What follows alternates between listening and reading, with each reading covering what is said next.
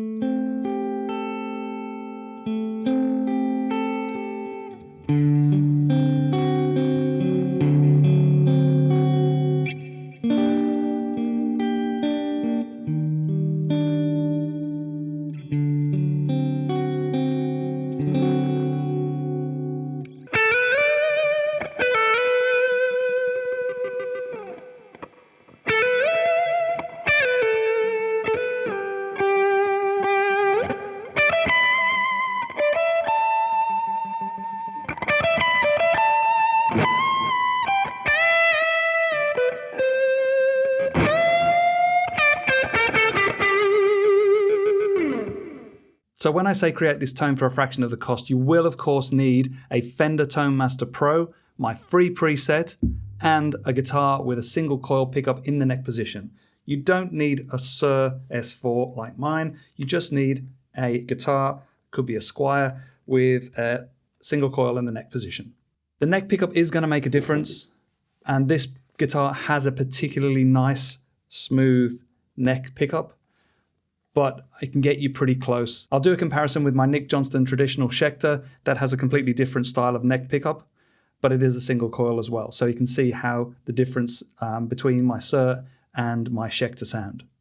But to get you close to the tone, it's all in the presets. So this is my John Mayer Belief Live Tone, and I'll show you this signal chain. It starts with a studio compressor, followed by the Mythic Drive 2,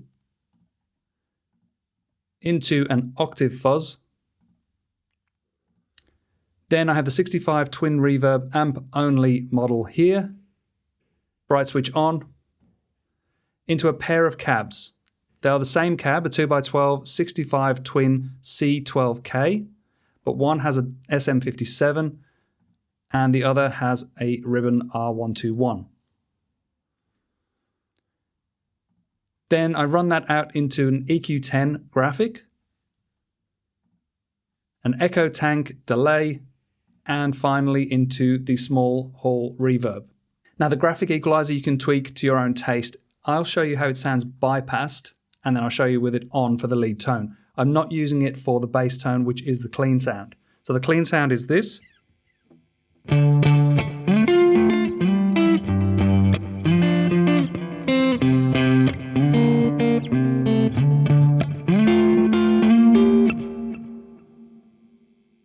If I was to turn that on,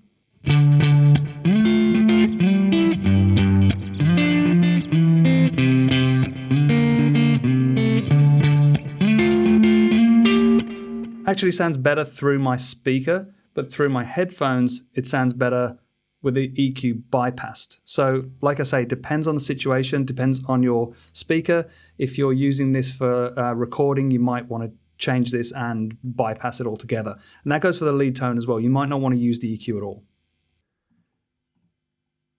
Now the lead tone first runs into a compressor and then into the Mythic drive. But I'm going to just disengage both of those first so you can see how much drive is on. And I'll also bypass the EQ. I'll leave the delay and reverb on. So just the amp, this is the tone.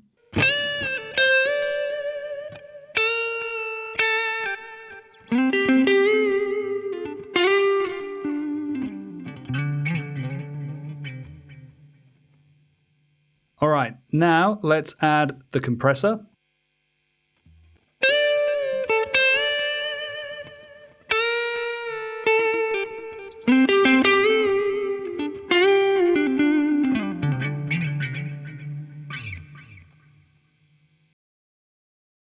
And next, the Mythic drive. Now this is the Mythic drive 2, not the Mythic drive 1, and I've got the gain pretty high, actually 84%. Got the treble at 27% and the output at 23%. Just so you can see, these are my studio compressor settings. Gains 2.7, threshold minus 25. I have the ratio at 4.1, and then I've got everything else at 12 o'clock across the bottom here. Now I have the treble at 54% on the amp and the volume at 68%, whereas I think on the bass preset I have 68% and 37%. The middle and bass don't change. So with the Mythic drive,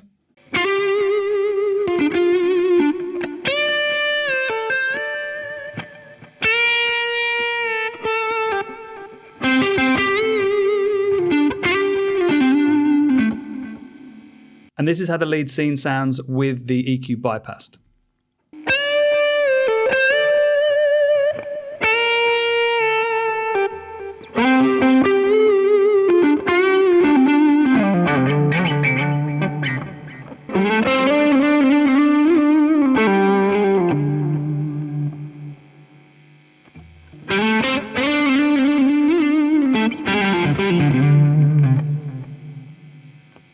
So moving on to the cabs, I have an SM57, 1 inch off the cap edge, 80 Hz low cut, 6.5 kHz high cut. On the bottom cab, I have a ribbon R121, 2 inches off the cap, 80 Hz, 6.5 kHz. Now I have these blended 60% and 40%. So the SM57 is a bit more prominent than the ribbon. This is how the SM57 sounds on its own.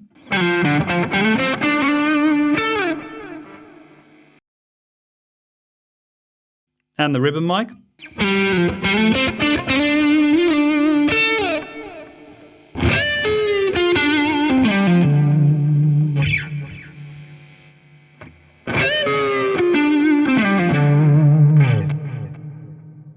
And with a 60-40 split.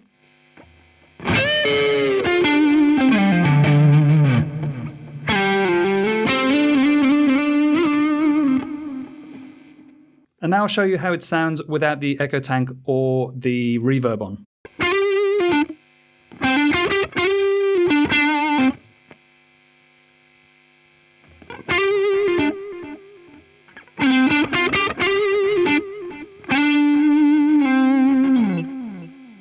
So it's quite subtle. It's got a 446 millisecond delay time. Feedback's 39%, but then it's quite low in the mix, about 16%. Then I have the small hall reverb. Now, if I bypass the delay and turn on the reverb,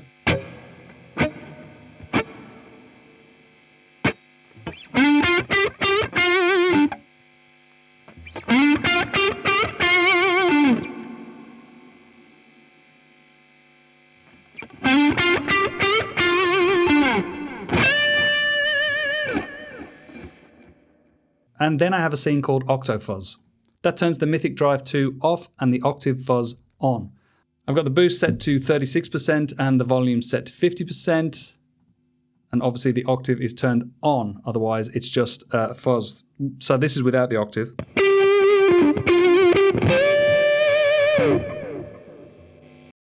With it on.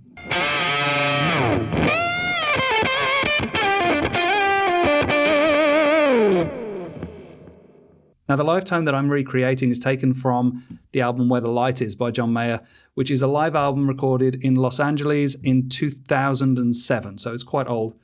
But it's an amazing album, by the way, if you haven't heard it. I'm not a huge John Mayer fan, but this album is absolutely fantastic. And this tone has actually been requested a couple of times now by people who have commented on some of my videos. So I went with belief as the main idea behind the tone, but obviously this also can be used for others because he pretty much uses the same kind of tones throughout the whole performance. So if you were to play Gravity like I did in the intro, just if you're on a guitar with single coils, knock the selector back into position 4, which is the second position back, and you can put the preset on the bass preset setting, and you can use fingers or pick for a gravity style tone.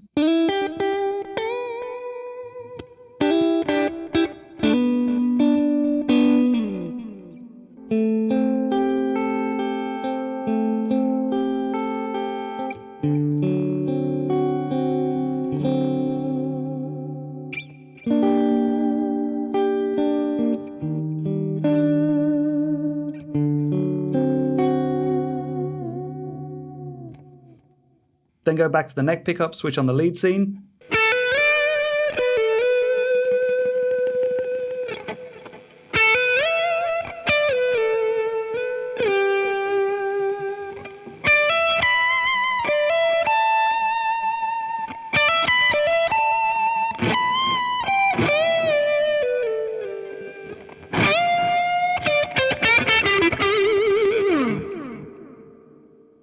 So I've switched over to my Nick Johnston Schecter, and this has stock pickups. This is the kind of the budget version. This isn't the custom shop.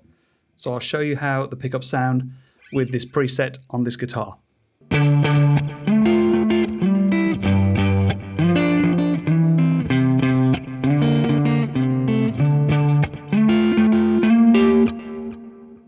And now the lead scene.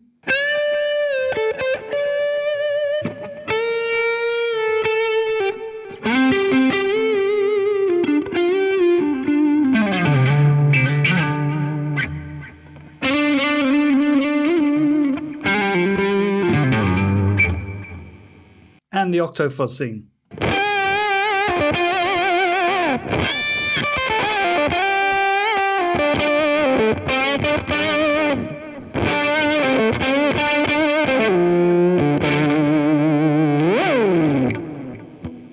So even a reasonably priced guitar will sound great. You don't need a boutique Suhr guitar. So this is a John Mayer live tone on a budget. Now some of you might say, well, you've still got to buy a Tonemaster Pro, but just think about the fact that his 2-Rock sold recently on Reverb for $35,000, and his Dumble steel string slinger is serial number 002, one of the most coveted boutique amps in the world. I read that it was valued at around $200,000, probably worth more than that now. So head over to my website, johnsguitargarage.store. You can download this preset for free, or if you'd like to leave a tip, that helps me restring my guitars. Thanks to George over on the Tonemaster Pro Discord for the suggestion, and I'll see you in the next video.